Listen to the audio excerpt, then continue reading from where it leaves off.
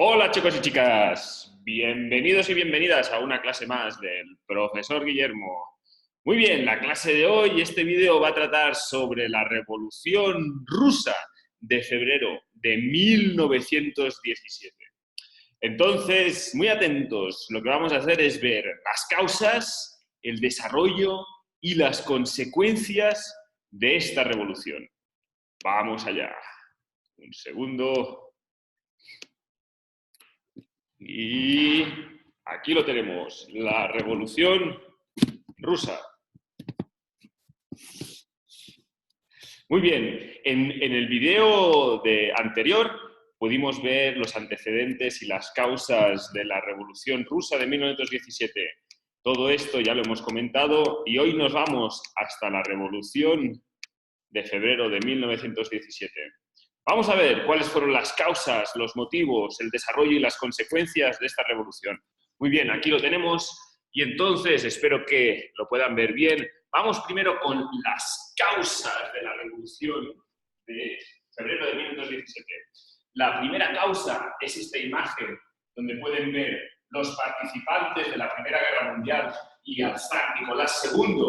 La primera causa, la causa A, va a ser la participación de Rusia en la Primera Guerra Mundial. Desde 1914, Rusia ya ha participado con sus dos aliados, Francia y Gran Bretaña, en la Primera Guerra Mundial.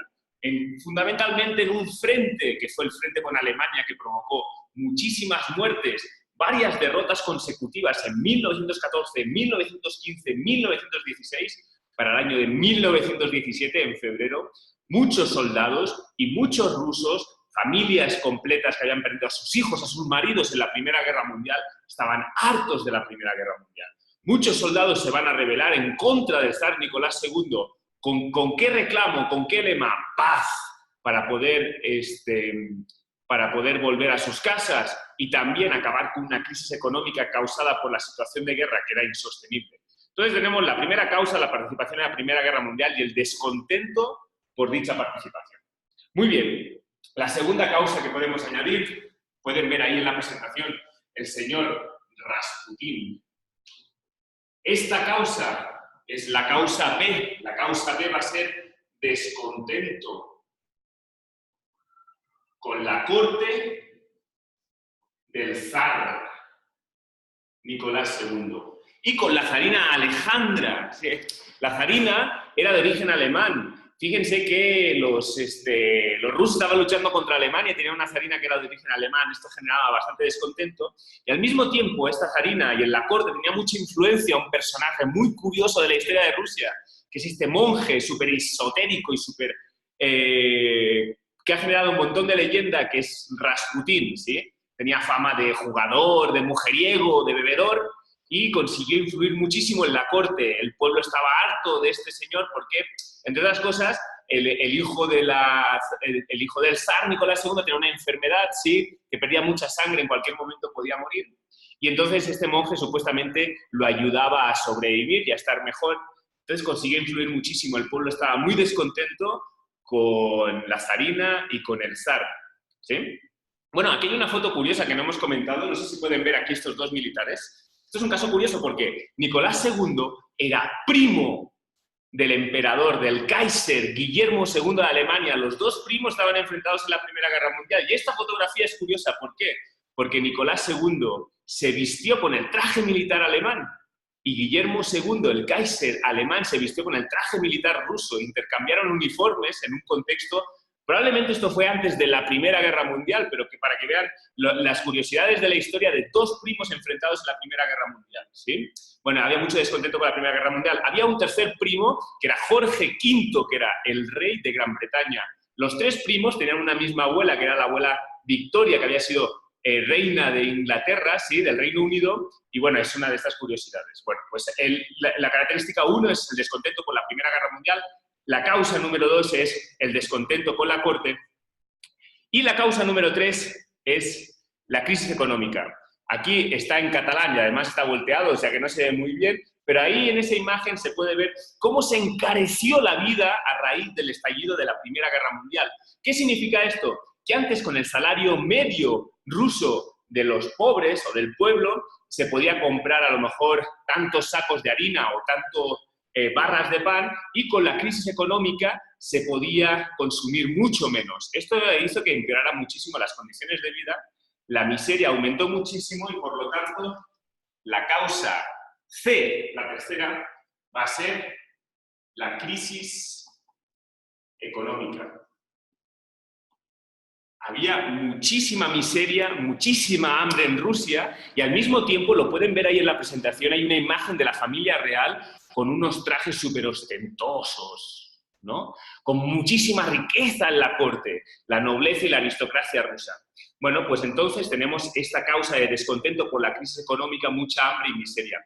Pueden ver ahí en las imágenes, aquí abajo, ¿sí? Esta fotografía de aquí, se pueden ver las largas filas que tenían que hacer, sobre todo las madres de familia, que eran las que se encargaban de mantener, ¿no? De ir a hacer la compra y demás, se formaban en las panaderías para comprar una barra de pan durante días, ¿vale?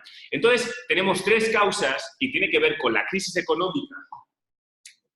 Es el descontento popular por esa crisis, ¿sí? Y el descontento popular va a provocar una serie de huelgas y manifestaciones, ¿sí? Huelgas y protestas.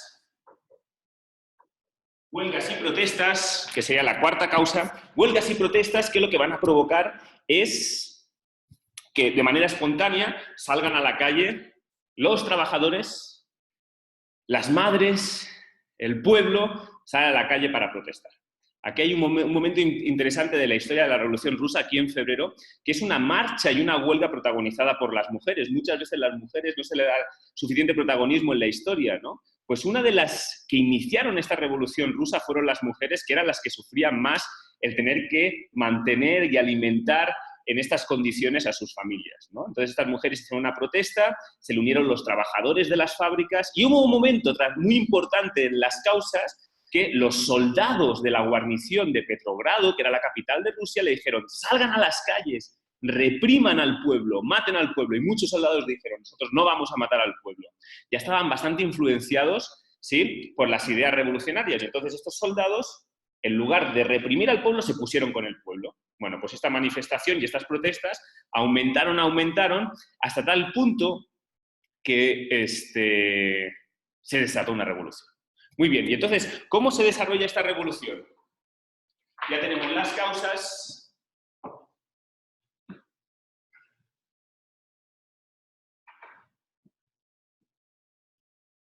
Ya tenemos las causas y básicamente en el desarrollo, porque fueron muy pocos meses, lo que ocurrió es que llegaron al poder aquellos líderes políticos y aquellos partidos políticos, tenían mayoría los partidos políticos, con ideas moderadas. Por eso estamos utilizando el color azul todo el tiempo. Recuerden que el color azul son para las causas, las características, ¿sí?, de las revoluciones de tipo, aquí lo tienen, revolución política. La revolución de febrero de 1917 fue una revolución política, ¿de acuerdo? ¿Quién lideró o quién protagonizó esta revolución?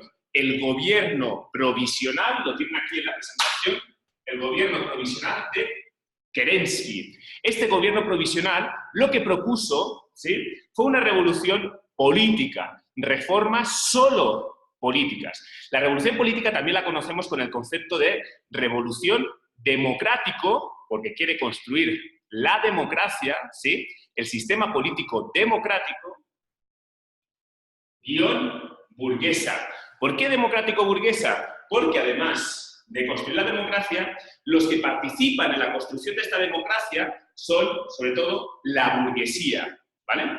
Bueno, pues entonces, en este gobierno provisional de Kerensky estaba apoyado fundamentalmente por la burguesía y se concentró en medidas políticas, como por ejemplo la creación de un parlamento o más bien la recuperación del parlamento, de la Duma, ¿sí?, que ya existía, pero que Nicolás II le había quitado todo el poder y toda la importancia. La Duma es el parlamento más el gobierno provisional. Bueno, entonces, esta primera revolución fue una revolución democrático-burguesa, solo con cambios políticos, e hizo cosas importantes, como por ejemplo, convocar una asamblea constituyente, es decir, convocar a unas elecciones que la gente pueda votar, y algo muy importante para la burguesía y para los moderados, que es la libertad de expresión. Kerensky va a permitir que Lenin y Trotsky, que son los bolcheviques, regresen a Rusia. Pero pronto se van a dar cuenta que los bolcheviques son un enemigo, porque los bolcheviques están en contra del gobierno burgués de Kerensky, ¿sí? De Alexander Kerensky. Y entonces Lenin y Trotsky van a tener que huir otra vez, ¿de acuerdo?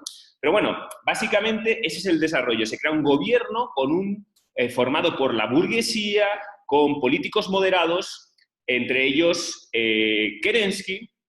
Y aquí es importante que recuerden la clase del video anterior. Recuerdan que los socialistas había diferentes familias, diferentes tendencias, los bolcheviques y los mencheviques. Los mencheviques apoyaron el gobierno provisional de Kerensky. Es decir, los mencheviques apoyaron esta revolución solo política. Los bolcheviques no. Los bolcheviques se la juraron a Kerensky y dijeron, no nos basta con tus reformas políticas, queremos reformas sociales, queremos una revolución social, ¿sí? Porque la diferencia era que los mencheviques creían que primero había que hacer una revolución democrático-burguesa, es decir, una revolución política, y segundo había que hacer una revolución socialista. Los bolcheviques no, los bolcheviques dijeron, no queremos a Kerensky, no queremos el parlamento burgués, queremos directamente una revolución comunista. Bueno, pues las consecuencias, lo pueden ver aquí en la presentación, ven ahí la imagen de la caída del zar, que se ve una estatua del zar, la cabeza cortada. Bueno, esto fue lo más importante. Bueno, dos consecuencias muy importantes. La consecuencia número uno fue la abdicación. Abdicar significa que renuncia un rey, ¿sí? Abdicó el zar Nicolás II. Y la segunda importancia es que en la Revolución de Febrero se hacen algunas reformas políticas, esto fue importante, ¿sí? Pero no se hicieron dos cosas muy importantes que vamos a ver en el siguiente vídeo, ¿no? Bueno, y otra consecuencia importante de la Revolución de Febrero es que surgieron los soviets, ¿sí? Ven aquí la palabra soviet. ¿Qué son los soviets? Atentos. Los soviets son los grupos que hicieron la Revolución de Febrero. Es el pueblo organizado. La definición de soviet es asamblea, consejo o agrupación, es lo mismo una asamblea, un consejo o una agrupación de obreros, campesinos o, porque a veces estaban mezclados y a veces estaban por separado, soldados, es decir, el pueblo de las fábricas, el pueblo del campo, el pueblo de las ciudades, el pueblo que estaba dentro del ejército. Estos grupos se reunían y son los que lideraban la revolución. Los soviets hicieron la Revolución de Febrero. Pero cuando llegó al poder Kerensky, digamos que como que se tiró del freno de mano, se hizo, tiraron del freno de mano y dijeron, hasta aquí, solo revolución política. ¿Sí? Los mencheviques dijeron, ok, solo revolución política. La burguesía dijo, ok, solo revolución política. La clase media dijo, ok, solo revolución política. Y ahí se quedaron. Pero hubo unos que dijeron que no. Dijeron que había que dar un paso más grande, un salto más largo, que es hacer la revolución comunista. Estos van a ser los bolcheviques y estos van a convencer a los soviets para que fueran un paso más adelante.